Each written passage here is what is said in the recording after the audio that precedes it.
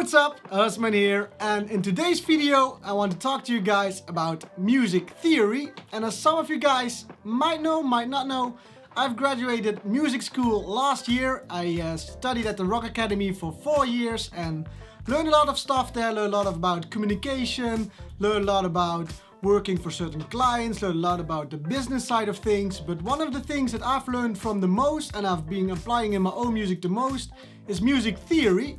So today we're gonna put our nerd glasses on again and we're gonna do music theory, the basics for today's video.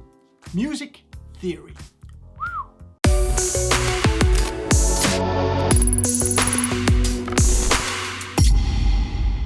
So, to make sense of it all, I thought I'd switch my studio a bit around, so I got my keys here so I can show you a bit better what I want to try to get across in this video. So the first thing when it comes to music theory is something that I think you already know, is that every song is played in a specific key. And the key of a song basically represents all the notes that are being used in that song. Now we're gonna keep this really basic, so in the beginning we're just talking about two keys. We have a major key and a minor key. And for the purpose of this tutorial, we're gonna just use for the beginning only the white notes, because that's for me easier to play and for you guys easier to understand.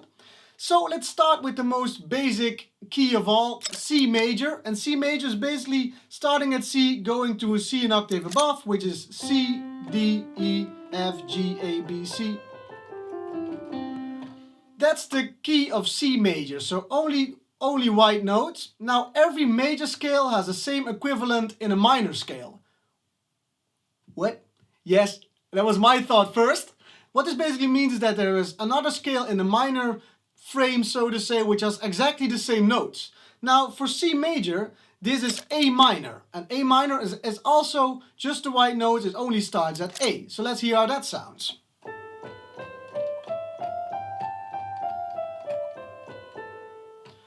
Now, the first thing that when I learned about this a few years ago, was like, how can that be that A minor has the same notes as C major, but they have a totally different feeling? Because C major sounds like this,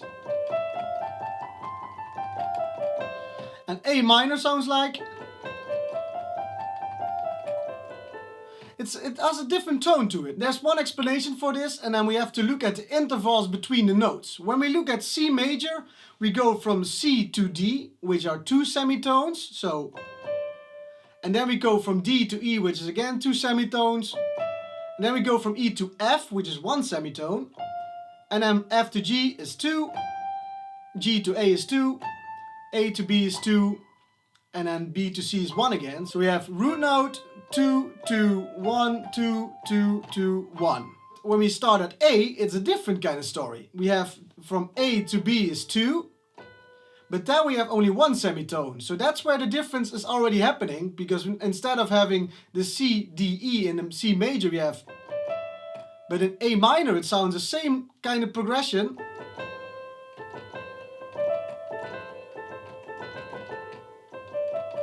And that's the difference between the two, because in A minor we have 2, 1, 2, 2, 1, 2, 2. So basically the basic structure of keys is it's either in major and minor. Now you have still all sorts of variants in there, but to start learning about music theory, this is all that you need to know in the beginning. And now if you know what the structure of a specific key is, you can easily track down, if you for instance want to do a remix or you want to recreate a song, then you already know which keys will probably be in that song, and you can easily much quicker get towards the result that you're trying to get. And for me, I have a great tool in this keyboard here, so I can lay out for instance like F sharp major, then I can see in the white the lit up tones are in F sharp major. But before I had this keyboard, I would just write down which key a certain track is in, and then I know which kind of notes I can play around with. So the way I apply music theory is more as a tool in the back of my head. Should I get stuck? Should I get a remix offer without getting the MIDI sent? If I can just track down on Google which key it is, and I probably can recreate it already. And the same thing when trying to find chords. If you know, if for instance like if we are in A minor, for instance like we have just an A minor chord with like E, C, E, A, C, E.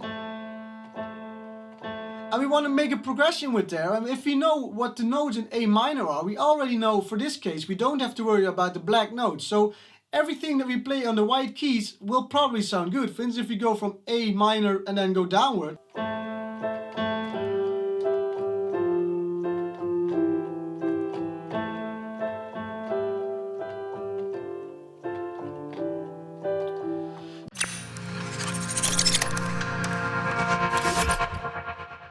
I really love using samples, but I always felt like whenever I was looking for some fundamental samples like snares, build-ups, impacts, I always found it hard to find the right ones for my tracks. So that's why I decided to create my own fundamental pack. So whenever I have a great idea, it's much more easier for me to create a finished product because I have the fundamentals right.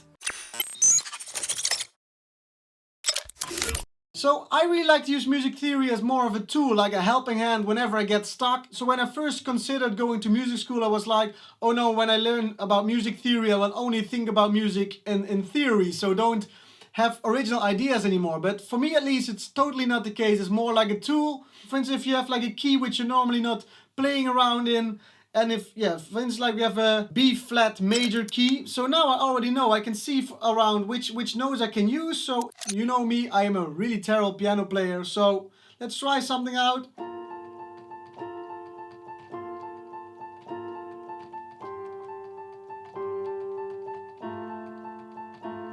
And then you're just gonna play around. And then again, the trick that I do with power chords, if I get stuck with something.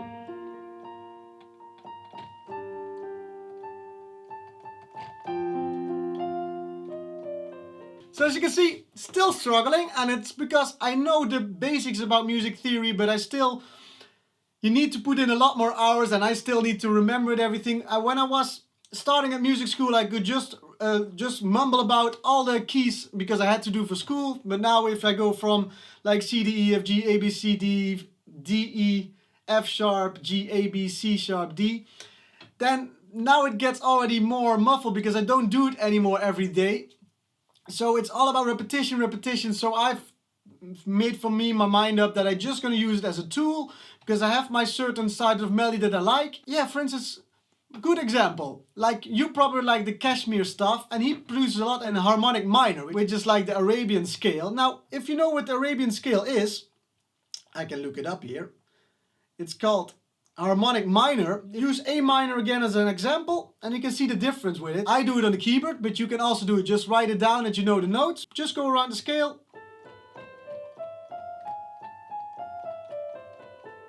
And the difference with it is basically just the final note of the scale is like, instead of going with A minor, the G becomes a G sharp, or like a A flat, whatever you want to call it, it's the same. So whenever we know that this is the case, that to go from a minor scale to a harmonic minor scale, because we have the music theory behind it, then you can apply it to every scale. So for instance, like I'm going to take a really weird one. Let's go to C sharp harmonic minor. Now, if I didn't know music theory, if I didn't know where to start, I would have never guessed how to, or probably with a lot of time, guess how to approach this. But now I know, I can just think about, okay, I'm going to play C sharp minor, unless the last note I'm going to put a semitone up, so I get that harmonic Arabian feel. So we get,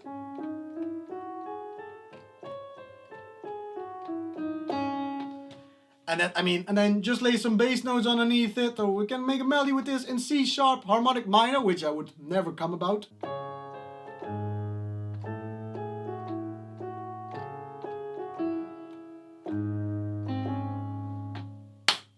C'est voila!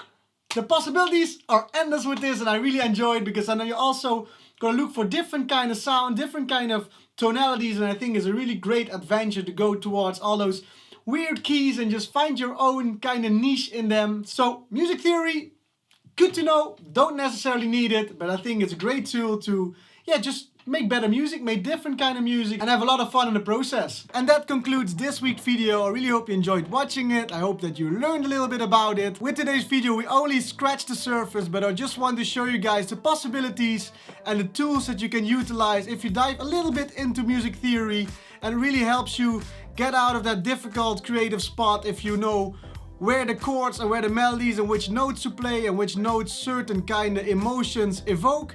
So I really hope you enjoyed this video. If you like what I do, hit that like button. If you haven't already, subscribe, and then I see you guys on the next video. Take care, bye bye.